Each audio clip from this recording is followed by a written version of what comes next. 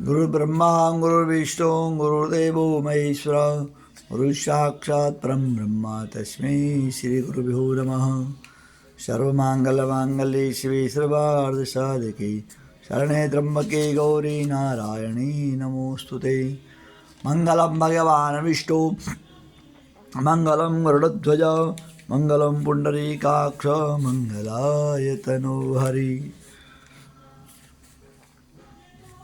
आइए हम कार्तिक मास में करवा चौथ का व्रत कथा के बारे में बात करते हैं। इस साल 20 अक्टूबर 2024 रविवार के दिन करवा चौथ का व्रत उत्सव मनाया जाएगा।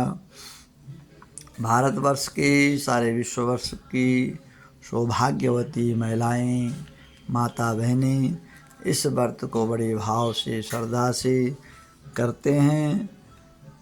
करवा चौथ का जो व्रत है, पूजा है, कार्तिक मास कृष्ण पक्ष की चतुर्थी को किया जाता है।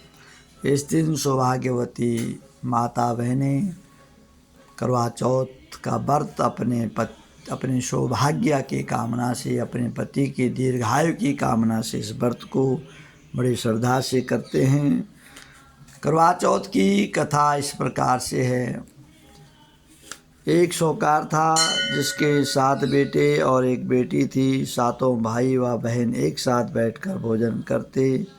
एक दिन कार्तिक की चौथ का व्रत आया तो भाई बोला कि बहन आओ भोजन करें। बहन बोली कि आज करवा चौथ का व्रत है, चांद उगने पर मैं व्रत खोलूँगी। तब भाइयों ने सोचा कि चांद उगने में अभी बहुत टाइम है और हमारी बहन भूखी रहेगी, हमें भी भूख लग गई है। तो इसमें उन्होंने एक विचार किया और सातों भाइयों ने मिलजुल करके एक झूठा प्रकाश पेड़ में चढ़ करके अपनी बहन को दिखाया। दूसरे भाइयों ने बोला कि बहन चंद्रमा आ गया है, आप जल दीजिए, अर्घ्य दीजिए और व्रत खोलिए। बहन ने अपनी भाभीयों से कहा कि भाभीयों आप लोग चलिए व्रत खोलते हैं, चंद्रमा आ गया। भाभीयों ने अपने ननद को समझाया कि आपके भाई आपके साथ छल कपट कर रहे हैं, अभी चंद्रमा नहीं आया। परंतु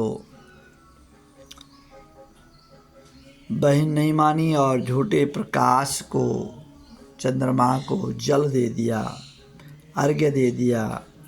अर्घ्य देने के बाद अपने भाइयों के साथ में भोजन करने लग गई। जैसा ही पहला ग्रास लिया भोजन करने का तो पहले ही ग्रास में बाल आ गया, दूसरे ग्रास में कंकड़ पत्थर आ गया, तीसरे ग्रास भोजन लेने वाली थी कि संदेशा आ गया कि आपका पति बहुत बीमार है और इस लड़की को तुरंत ही भेज दिया जाए। लड़की अपने ससुराल के लिए तैयार हो गई।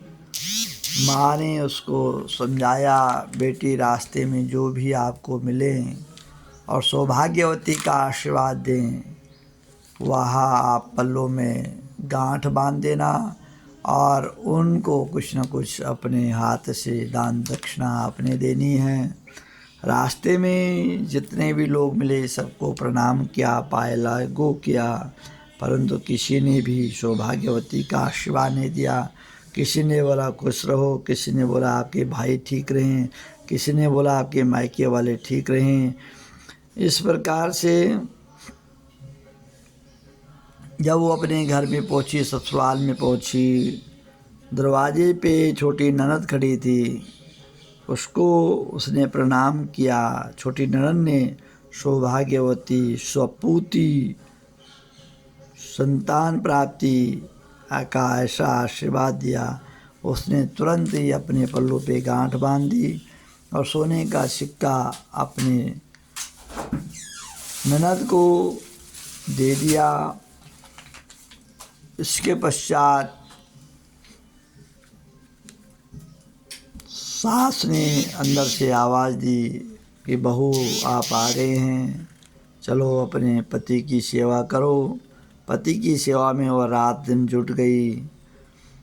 दासी के हाथ कुछ भोजन सास बेचती थी, उसको ही खा करके वह अपना गुजारा करती। इस प्रकार से प्रत्येक महीने में गणेश चतुर्थी का व्रत आता है। तो गणेश जो मार्गशीर्ष महीना, कार्तिक में तो करवा चौथ आती है, मार्गशीर्ष महीने की चौथ आई। बड़े गुस्से में बोली, करवा ले भाइयों की प्यारी करवा ले। लेकिन जब उससे चौथ माता नहीं दिखाई दी, बोली हे माता, आपने मुझे उजाड़ा तो आप ही मेरा उद्धार करोगी। मतलब मेरे पति को आपने बीमार किया है, आप ही मेरे पति को ठीक करेंगे, आपको मेरा सुहाग देना पड़ेगा। तब उस चौथ माता ने बोला कि बेटी, मैं आपका सौभाग्य नहीं लौटा सकती, मेरे से बड़ी पौष के महीने की चौथ है, उसको जाके पूछो। जब पौष के महीने की चौथ आई, पौष की चौथ ने कहा कि माघ की चौथ को पूछ ले।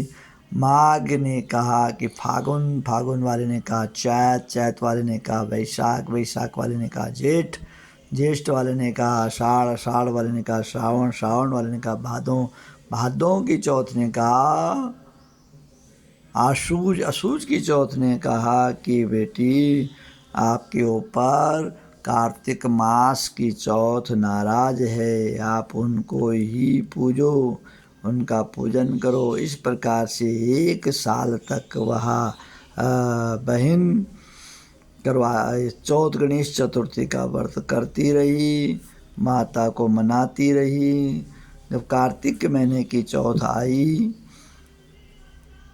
तो गुस्से से बोली भाइयों की प्यारी करवा ले, दिन में चांद उगाने वाले करवा ले, व्रत खंडन करने वाले करवा ले, भूखी करवा ले। या तो यह सुनकर वह चौथ माता को देखकर उसके पांव पकड़ करके गिड़गिड़ाने लगी, हे चौथ माता, मेरा सुहाग तुम्हारे हाथ में है, आप ही मुझे सुहागन करें। माता बोली पापिनी हत्यारणी, मेरा पाँव पकड़कर क्यों बैठ गई। तब बहन बोली जो मुझसे भूल हुई है माता, उसको क्षमा करें, अब भूल नहीं करूँगी। चौथ माता की प्रसन्न होकर आँखों से चौथ माता प्रसन्न हो गई, उसकी भक्ति भाव से, उसके अन्य विनय से चौथ माता प्रसन्न हो गई। चौथ माता ने उसी समय आँखों से काजल, नाखून से मेहंदी और रोली का टीका उंगली से उसके पति को छीटा दिया।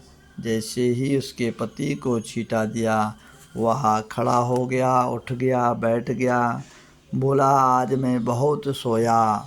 वह बहन बोली कि आप तो बहुत सोए, पर लेकिन मैं 1 साल से नहीं सोई, नहीं खाया, उठो, नहाओ धो, अब हम पूजा करेंगे, माता का उज्जमन करेंगे।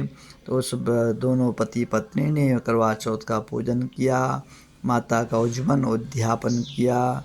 और वह उसके पश्चात 12 महीने के पश्चात कार्तिक का महीना आया तो वह माता रानी का उन्होंने बड़े भाव से, बड़ी श्रद्धा से पूजन किया और करवा चौथ उनके ऊपर प्रसन्न हो गई। और वह दोनों बैठ कर के आपस में चौपड़ खेलने लग गए। जब दासी आकर के देखी कि दोनों पति पत्नी चौपड़ खेल रहे हैं, तो सारा परिवार, सासू, उनकी देवरानी, जेठानी सब अचंभित हो गई कि ऐसा चमत्कार कैसे हो गया। तब उस बहन ने सबको बताया कि मैं 1 साल से गणेश चतुर्थी का व्रत कर रही थी, करवा चौथ मेरे से नाराज़ हो गई थी, अब करवा चौथ मेरे ऊपर प्रसन्न हो गई और करवा चौथ ने मेरा सौभाग्य मुझे लौटा दिया।